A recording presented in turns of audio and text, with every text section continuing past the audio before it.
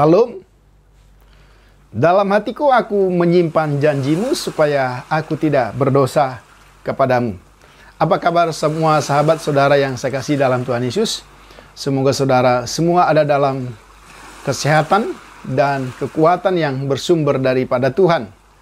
Hari ini episode yang ke-36 Sate Enak Saat Teduh Sejenak akan berbicara tentang satu tema. Apakah engkau memiliki kekasih yang lain? Mari kita membaca bagian firman Tuhan dari Keluaran pasal yang ke-20, dimulai dari ayat yang pertama sampai dengan ayat yang ke-6. Lalu Allah mengucapkan segala firman ini, Akulah Tuhan Allahmu yang membawa engkau keluar dari tanah Mesir, dari tempat perbudakan. Jangan ada padamu Allah lain di hadapanku. Jangan membuat bagimu patung yang menyerupai apapun yang ada di langit di atas, atau yang ada di bumi di bawah, atau yang ada di dalam air di bawah bumi. Jangan sujud menyembah kepadanya atau beribadah kepadanya. Sebab aku Tuhan Allah adalah Allah yang cemburu, yang membalaskan kesalahan bapa kepada anak-anaknya, kepada keturunan yang ketiga dan keempat dari orang-orang yang membenci aku. Tetapi aku menunjukkan kasih setia kepada beribu-ribu orang, yaitu mereka yang mengasihi aku dan yang berpegang pada perintah-perintahku.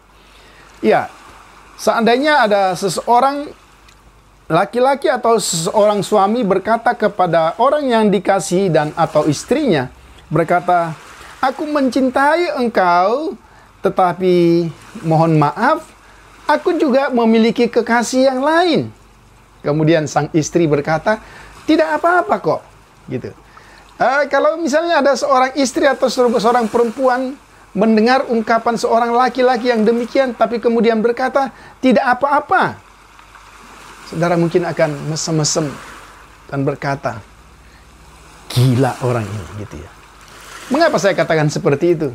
Apakah ada seorang laki-laki atau seorang perempuan yang bersedia kalau orang yang dikasihinya atau orang yang dicintainya ternyata pada sisi lain juga memiliki kekasih dan orang yang dicintainya? Saudara, mengapa ini menjadi gambaran kita hari ini? Inilah yang sungguh kita harus renungkan. Sebagaimana firman Tuhan hari ini, kalau kita melihat di dalam pembacaan kita, bagaimana Tuhan berbicara kepada umat Tuhan yang sudah kita renungkan pada episode sebelumnya. Orang-orang yang diundang, orang-orang yang disertakan kepada satu pesta perjanjian, sesungguhnya adalah orang-orang yang dicintai Tuhan. Tuhan tidak melihat betapa rupa, Tuhan tidak melihat betapa orang-orang yang diundang masuk dalam perjanjian itu adalah orang-orang yang sesungguhnya tidak pantas. Orang-orang yang memiliki banyak celah, orang-orang yang sesungguhnya berdosa. Tetapi Tuhan mengundang mereka. Tetapi Tuhan mengundang saudara dan saya.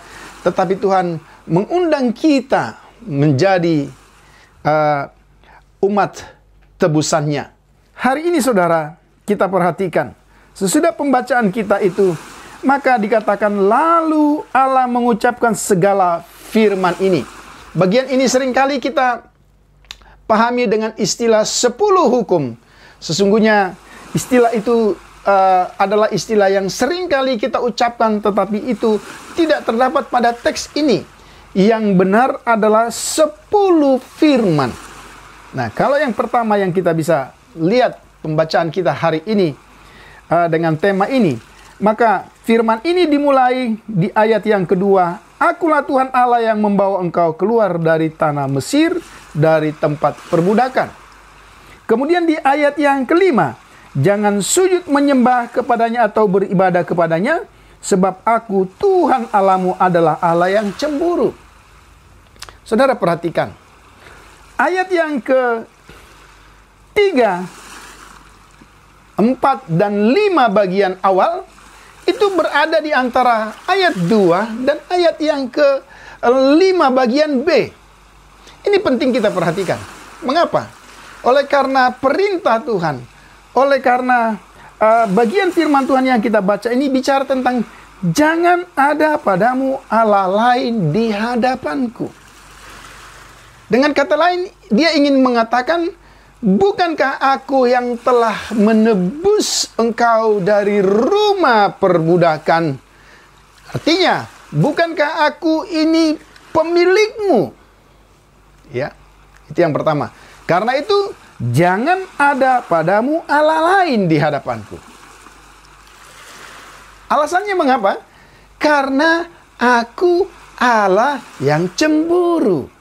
Jadi jelas sekali.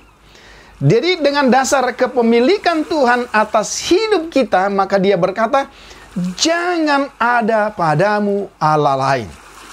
Alasannya jelas. Karena aku adalah Allah yang cemburu. Jadi kecemburuan Tuhan itu nampak ketika kita yang adalah umat yang dimiliki adalah umat yang telah ditebus dari perbudakan dari Mesir, dari perbudakan dosa. Kemudian kita sesudah ditebus, kemudian kita sesudah diselamatkan, tetapi kita kemudian menyembah kepada ilah lain. Ini yang Tuhan tidak kehendaki. Nah, mari kita memperhatikan beberapa catatan yang perlu kita lihat. Dengan demikian apa yang dimaksud dengan penyembahan berhala? Dikatakan, jangan ada padamu Allah lain di hadapanku. Ini tidak berhenti pada saat itu, tapi dikatakan, jangan membuat patung bagimu yang menyerupai apapun yang ada di langit, atau yang ada di bumi, atau yang ada di dalam air di bawah bumi. Seringkali kita salah memahami bagian firman Tuhan ini. Oh, ternyata Tuhan melarang kita untuk membuat patung dirinya. Ya, coba. Bukankah seringkali kita berpandangan seperti itu karena kita seringkali membaca Alkitab kita di sini, bukan pada teksnya. Tapi coba saya ulangi sekali lagi, jangan membuat bagimu patung yang menyerupai apapun yang ada di langit di atas, atau yang ada di bumi di bawah, atau yang ada di dalam air di bawah bumi. Ya. Jadi yang menjadi persoalan adalah bukan ketika kita membuat patungnya Tuhan. Saya yakin kalau kita membuat patungnya Tuhan, Tuhan tidak akan marah. Tetapi tentu bagaimana kita bisa membuat patungnya Tuhan, Tuhan yang adalah roh? Bukankah itu satu kebodohan? Bukankah itu satu tipu muslihat? Dan itulah yang sangat Tuhan tidak kehendaki. Ketika kita mengganti Tuhan dengan ciptaannya, kemudian dikatakan bukan hanya mengganti Tuhan. Jadi dia yang adalah pencipta. Sekarang pencipta itu kita turunkan, kemudian kita ganti dengan ciptaan, dan dikatakan kita sujud menyembah kepada ciptaan itu. Saudara, itu yang dimaksud dengan penyembahan berhala. Penyembahan berhala yang pertama, ketika kita memahami teks ini, itu berarti kita sedang melanggar hak milik miliknya Allah kita. Ya, kita adalah miliknya Allah. Karena Dia yang menebus kita, ya. Tetapi kemudian kita adalah miliknya Allah, kemudian kita menyembah kepada yang lain. Itu yang pertama. Yang kedua, dikatakan ketika kita menyembah berhala, itu berarti ketika kita mengganti pencipta dengan segala sesuatu yang lain. Dan segala sesuatu yang lain ini pasti ciptaan. Saudara perhatikan di sini, jangan ada padamu Allah lain di hadapanku. Jangan membuat patung. Ya. Jadi istilah berhala itu sebenarnya kalau kita memahami dari bahasa aslinya itu bicara tentang Allah tuangan atau ilah tuangan. Ilah yang dibuat dari tuangan gitu ya. Apakah itu dari benda-benda tertentu atau dari bahan-bahan tertentu. Ya. Kemudian penyembahan berhala itu juga berarti kita menolak Allah. Ya. Kita menolak Allah yang telah menebus kita. Mengapa kita menolak Allah? Karena kita tidak dapat menguasai dan mengontrol Allah sesuai dengan pikiran kita. Berhala itu berarti itu sesuatu ambisi yang kita miliki untuk menguasai Allah. Coba saudara bayangkan, sekarang ciptaan yang begitu terbatas dan lemah, sekarang dia ingin berusaha untuk menguasai penciptanya. Dengan kata lain, penyembahan berhala itu ya merupakan sikap atau tindakan yang disebut dengan keserakahan. Kalau kita membaca dalam Kolose pasal 3 ayat yang kelima, Paulus katakan keserakahan itu sama dengan penyembahan berhala. Dan saya pikir ketika kita ingin mencoba menguasai Allah, mencoba mengontrol Allah, mencoba kita serahkan kepada Allah, maka sesungguhnya sikap yang sama juga kita sedang lakukan kepada seseorang yang lain. Keserakahan kita kepada Tuhan akan berakibat kepada keserakahan kita kepada manusia yang lain. Yang berikut, berhala ya, itu berarti kita sedang memenjarakan Allah dalam batasan-batasan yang tertentu. Ketika kita menggantikan Allah dengan ilah-ilah yang lain dari ciptaan-ciptaan, itu berarti kita sedang menurunkan derajat Allah. Kita sedang memenjarakan Tuhan atau Allah kita itu dalam batasan-batasan manusia. Ini yang kita lihat, ya. Bukankah berhala itu buatan manusia? Ya. Sehingga bukankah berhala atau patung-patung itu karya manusia?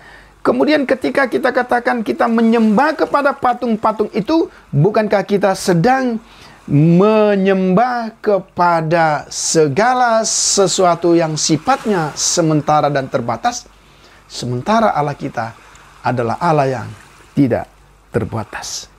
Saudara-saudara yang sekasihi dalam Tuhan Yesus Kristus, ini beberapa hal yang perlu kita pikirkan. Ya, saya tidak sedang mempersoalkan mana hukum yang pertama, mana firman yang pertama, mana firman yang kedua. Ada banyak perbedaan-perbedaan pandangan terhadap itu, tapi saya tidak sedang membicarakan ini. Tapi saya sedang berkata, mari kita sungguh serius memperhatikan. Apakah kita hari ini sedang hidup dalam penyembahan berhala? Ketika bicara tentang penyembahan berhala, kita bicara tentang kehidupan kita yang menjadikan Tuhan ya berada di bawah, atau yang dimana kita menurunkan Tuhan dari derajatnya sebagai Tuhan dan kita menyembah kepada yang lain, atau kita sedang menjadikan sesuatu yang lain selain Tuhan sebagai Tuhan kita. Ya, apakah itu ya hobi kita? Apakah itu pekerjaan kita? Apakah itu kesenangan kita? Atau segala sesuatu? Bahkan seorang hamba Tuhan pun tanpa sadar dia bisa sedang melakukan penyembahan berhala ketika dia sungguh berorientasi kepada seluruh pelayanan-pelayanan pekerjaan Tuhan, tapi tanpa sadar dia tidak lagi sungguh hidup bersama dengan Tuhan. Dan sebagai akibatnya saudara, kalau kita perhatikan ayat-ayat itu, penyembahan berhala akan membawa kita kepada kematian, akan membawa kita kepada kebinasaan. Bahkan bukan hanya kita, dikatakan kepada keturunan ketiga dan keempat. Tetapi ketika kita tidak melakukannya, dikatakan tetapi kepada orang-orang yang mengasihi, Tuhan juga menunjukkan kasih-Nya kepada beribu-ribu orang yang mengasihi Dia. Saudara perhatikan, hari ini mari kita renungkan bagian firman Tuhan ini. Mari kita terus berpikir dan sadar, apakah kita sedang memiliki kekasih yang lain dalam hidup kita, atau kita hanya memiliki seorang kekasih? Apakah kita sedang memiliki banyak Allah-Allah dalam hidup kita? Apakah kita hanya memiliki satu Allah? Itulah Tuhan kita, Yesus Kristus. Kiranya firman Tuhan yang singkat ini bisa memberkati kita semua. Salam.